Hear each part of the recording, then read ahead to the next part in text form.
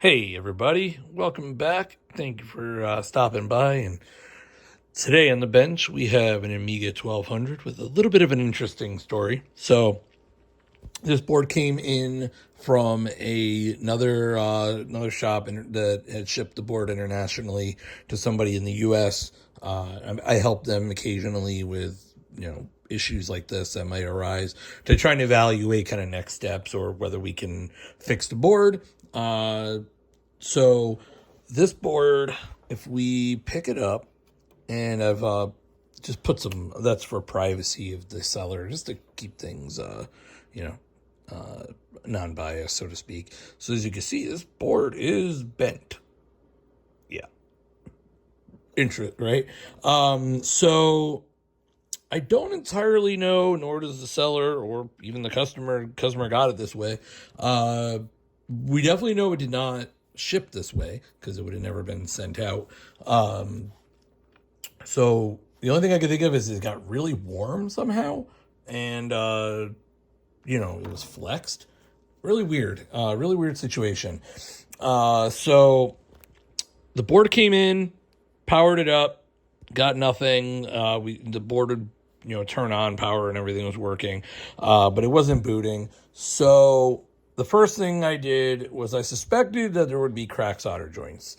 Visually, I could not see any, but that really, with this stuff, you can have hairline cracks. So the first thing I did is I knew, Alice and Gail are kind of going to be your in charge of most things. Gail being in charge of determining, what operations are occurring, whether it's RAM or whatnot.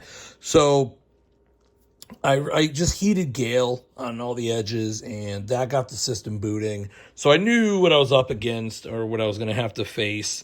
So the system still wouldn't boot Kickstart, but I would at least boot Diagram. So I knew that at least I had, most things working. Now, I didn't have, it was failing RAM tests, which I'll get into. And so I started there, reflowed Alice a little bit, but I figured, RAM was probably going to eventually be the issue. But anyway, I started with Alice. That actually got the system booting. Then when I would do my IRQ tests, those all passed, but the CIA test failed. So it was specifically CIA B, or I think that's the odd one. That could be even. I always forget. But I know specifically it was B, which is this one. So I went ahead, started with that, reflowed all the solder. I think specifically it was probably this side because where the bend is.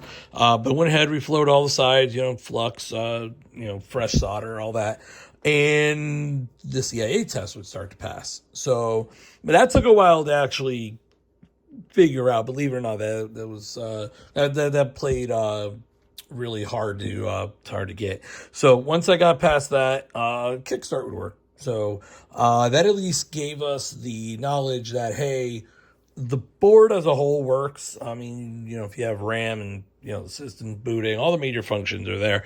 So I moved on to test, just general testing, threw a compact flash card on it, connected my audio cables, all that. Mouse worked, system would boot, kicks to Workbench, it had 3.2 in it, so that worked.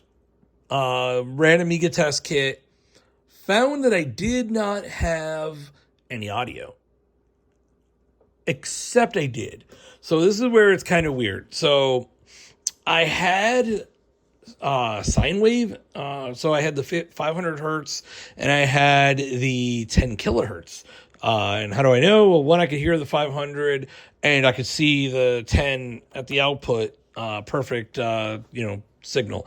So I knew that my audio amplification was working. I could also hear it pop when I turned it on. So that told me my bias voltages and all that were good. And that it had to be something specifically with Paula. So I went over Paula, just reflowed everything, and sound came back. Now, again, that took a little bit of finesse. But I like to go over so that I can get nice, and of course, there we go, so that I can get nice, smooth joints I like to use my hot air, my quick 861 DW, and I go over all the edges. And once I did that with Paula, audio stopped working again. But the weird part was I couldn't get it to come back. But I knew that reflowing it once had fixed it. So I went ahead and I removed this polymer cap. Didn't want that to pop because that would pop under the heat. So I removed that, and I went ahead and proceeded to remove Paula. Now, when I remove them, I go over the chip quite a few times, let it really come to temperature, make sure that it's loose on the board. I don't just pry it. But even with all that, I actually had two pads come off. So one there and one there. Now notice none of the pads around it came off, which told me that more than likely they were already weakened. Now they're actually quite in the middle of where that bend is. So if we look, you can see the bend is pretty much right where those are. So I'm not really terribly surprised between being flexed and heat. They probably broke off. So as you can see, I went ahead and just added a quick jumper wire. Now these wires are in the via, so they're secure. That one goes under the board, under the chip, but they're very secure. They're not gonna ever break. Plus, I'll add a little protection there. So once I did that, audio came back, and it was so whenever I have an issue like that, I really kind of flex the board, all that. I cannot get this, at least so far, to have any issues. Now, throughout the process, I would do those same tests. Like I would tap on the RAM and the board would fail. So for the RAM, I went ahead and I went over everything and heated the RAM and pushed down on it, making sure it's nice and flush. Again, applied fresh solder with flux just to make sure everything was rock solid. And that helped there. I actually did that for all the chips except for Budgie. That one I just reheated with some with the flux and hot air. And because Lisa's so far away, I just didn't touch it. But I redid all the solder joints on Alice, and I did Gail just in case. And you can see those joints are pretty good. Again, I go over them with hot air. That really kind of allows it to wick up and whatnot.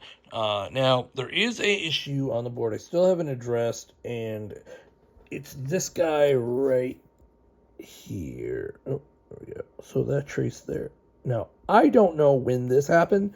I don't know whether the seller has like photos before he sent it. I didn't get that deep into it because not really relevant to what I'm doing, although it's more of a curiosity.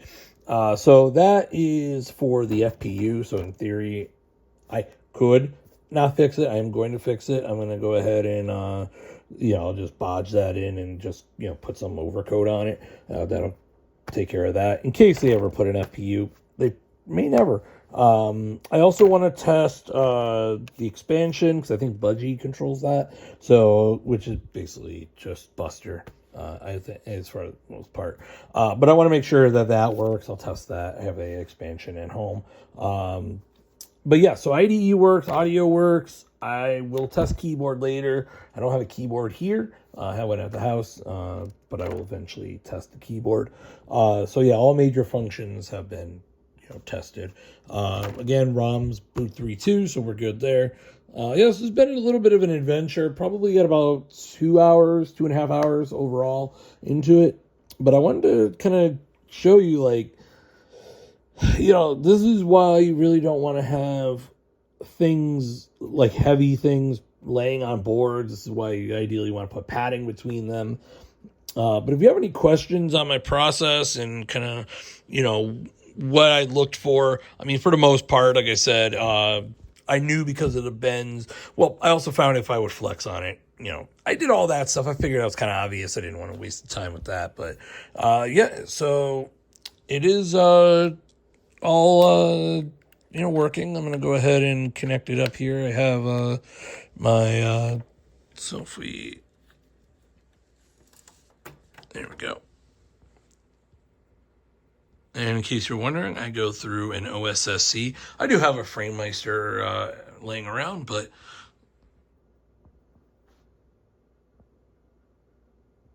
It always takes a while for 3.2. Actually, thinking about it, I don't have a.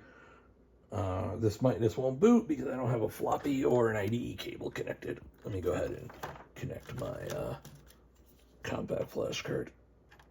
It's not 3.2.1, it's just 3.2, which has got a bug.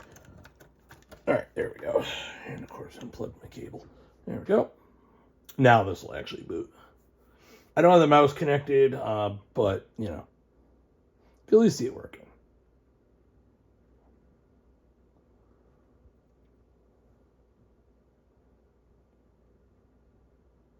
Just because I have an IDE cable connected to it, still takes it a second.